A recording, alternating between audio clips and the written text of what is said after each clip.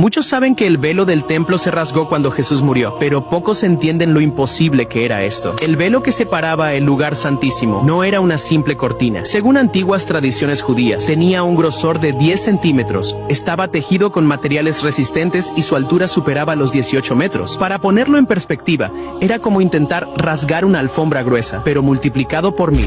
Ahora, imagina a alguien intentando cortarlo con un cuchillo. Incluso con la hoja más afilada, tomaría horas o incluso días atravesarlo por completo. Sin embargo, en el momento exacto en que Jesús exhaló su último aliento, el velo se rasgó de arriba a abajo, en un solo instante. Esto no fue un accidente ni un simple símbolo. Fue una manifestación directa del poder de Dios, mostrando que el sacrificio de Jesús abrió el acceso directo a su presencia, lo que ningún ser humano podría hacer. Dios lo hizo en un segundo. Ahora que sabes esto, ¿te imaginas la magnitud de ese momento?